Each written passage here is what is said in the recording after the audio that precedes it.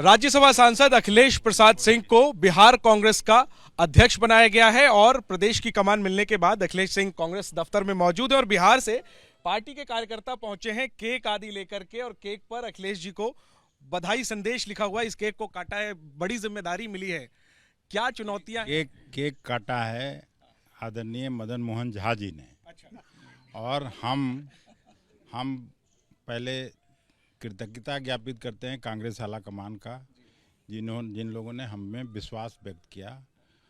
बाकी ऐसे भी हम कैंपेन कमेटी के चेयरमैन थे, आदरणीय मदन मोहन झा जी अध्यक्ष जी थे वहाँ, तो हम लोग मिल के चलाएँ, आगे भी मिल के चलाएँगे। विलेज लेवल वर्कर से ब्लॉक लेवल वर्कर से लेके जो कांग्रेस के बड़े नेता हैं राज्य स्तरीय, सबसे मिलजुल के संगठन को मजबूत करना, धारदार बनाना हम लोगों की प्राथमिकता है। चुनौती क्या होगी? आपके पास अनुभव काफी है, राज्य सरकार का भी, केंद्र सरकार का भी, बड़े अनुभवी नेता हैं आप, लेकिन चुनौती भी काफी है आपके सामने। आप क्या चुनौती सबसे बड़ी मानते हैं? चुनौती और चुनाव से हम लोग घबराने वाले हैं नहीं।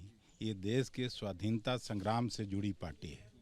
जब अंग्रेजों से नहीं डरी, अंग्रेजों को जब भगाई, तो मोदी जी को भी भगाएंगे 2024 में। अखिलेश जी, बिहार में जाति का बड़ा एक अहम रोल होता है बिहार की राजनीति में। जिस जाति से आप आते हैं उस जाति का वोट वापस कांग्रेस में आए, इसके लिए आप क्या खास करेंगे? क्योंकि बीते कुछ सालों में, 20-25 सालों में बीजेपी का ज्यादा झुकाव रहा है, बीजेपी की तरफ ज्यादा झुकाव रहा है, तो आपके लिए क्या ये सबसे बड़ी चुनौती नहीं है? मैं जिस पार्टी से जुड़ा हूँ वहाँ जाति धर्म का कोई मामला है नहीं, लेकिन आप जिसका बात कर रहे हैं, कांग्रेस पार्टी उस बिरादरी का नेचुरल पार्टी रहा है। श्री बाबू सबसे ज़्यादा दिनों तक 1937 से लेकर 1961 तक मुख्यमंत्री रहे और देश के स्वाधीनता संग्राम से लेकर बिहार के नवनिर्माण तक में उनकी बड़ी भूमिका रही है।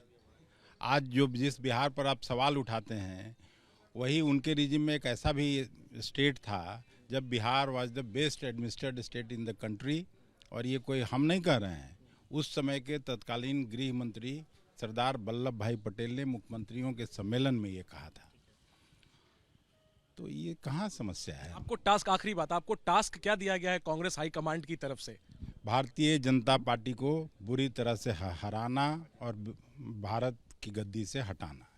आखिरी बात, लोकसभा चुनाव आने वाले हैं, वो पहली आपकी परीक्षा होगी, तो कितनी सीटों पर कांग्रेस तैयारी करने वाली है? कांग्रेस तो अभी तो सभी सीटों पर तैयारी करेगी।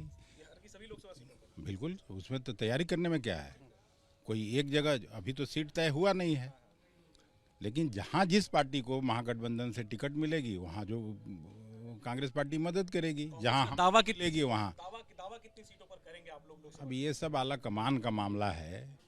ये हम सीट तो कोई तय कर, संगठन को मजबूत बनाना, धारदार बनाना, प्रभावी बनाना, ये मेरी जिम्मेवारी है। और जो सांसद चुने जाएंगे, चाहे कांग्रेस को हो या आपके सहयोगी दलों के हो, किसको प्रधानमंत्री बनाने का काम करेंगे? क्योंकि आपकी पार्टी में भी एक चेहरा है और एक जो मुख्यमंत्री हैं उनके लिए भी मांग। खास करके इस यात्रा के बाद राहुल जी सबसे बड़े लीडर हैं और अपोजिशन में सभी पार्टियों को मिला के भी देखिएगा तो सीधे तौर पर कोई नरेंद्र मोदी से लड़ रहा है, आरएसएस के विचारधारा से लड़ रहा है, तो वो राहुल गांधी जी हैं। 24 में के लिए और कौन हो सकता है? हम लोगों के लिए और कौन हो सकता है? कोई दूसरा चॉइस ही नहीं है। नहीं, नीतीश कुमार का नाम भी लिया जा रहा है ना, आपके ही सहयोगी हैं, उनको भी पीएम मटेरियल कहा जा रहा है। तो ये जो धर्म संकट आपके सामने होगा बिहार में, इससे कैसे निपटेंगे? पीएम मटेरियल तो इस देश में कई लोग हैं, बड़े प्रभावी नेता नीतीश जी भी हो सकते हैं, उसमें कोई ये नहीं है।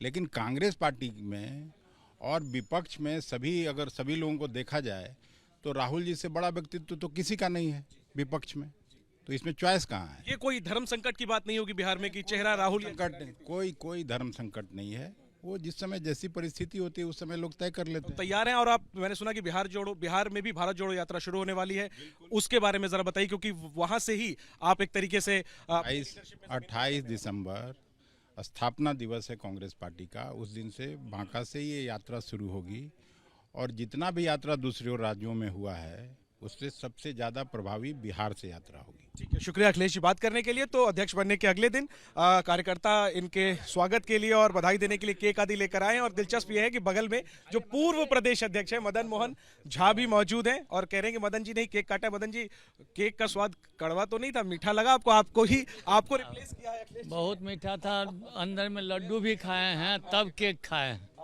और मैं समझता हूँ कि मीठा ही रहेगा और मेरा संबंध भी मीठा ही है उनसे, शुरू से नहीं, आज से कोई राजनीतिक संबंध भी नहीं है। इसलिए आप इसने एकदम समझिए जो सब चीज़ सौहार्दपूर्ण वातावरण में हुआ भी है और चलेगा भी। एकजुट रहेगी बिहार कांग्रेस? निश्चित रूप से एकजुट रहेगी, अब पूरी तत्परता से पूरा पार्टी एक होकर काम करेगी। चलिए ठीक है, एकजुटता की बातें कही जा रही हैं और ये कहा जा रहा है अखिलेश प्रसाद सिंह जो नए प्रदेश अध्यक्ष हैं कि बीजेपी को उखाड़ फेंकना है बिहार से, देश से। ऐसा होगा या नहीं ये देखना होगा। दिलचस्प बात यह है कि अखिलेश सिंह ने नीतीश कुमार जो मुख्यमंत्री हैं बिहार के, उनको भी पीएम मटेरियल कहा और कहा कि कई ऐसे नेता हैं जिनमें पीएम बनने की क्षमता है। लेकिन उन्होंने कहा कि भारत जोड़ो यात्रा के बाद अब विपक्ष का निर्विवाद चेहरा राहुल गांधी हो गए हैं। देखना यही है कि राहुल गांधी की मुहिम यानी मिशन 2024 में अखिलेश सिंह बिहार से क्या योगदान देते हैं। और उससे बड़ा सवाल यह कि पहले कांग्रेस बिहार का जो गठबंधन है उसमें लोकसभा की कितने सीटें प्राप्त करती है लड़ने के लिए। जाहिर सी बात है अखिलेश सिंह को बड़ी जिम्मेदारी मिली है और बड़ी चुनौती भी है इनके सामने। कैमरा पर्सन सीके सिंह के साथ जैनेंद्र, एबीपी न्यूज, दिल्ली।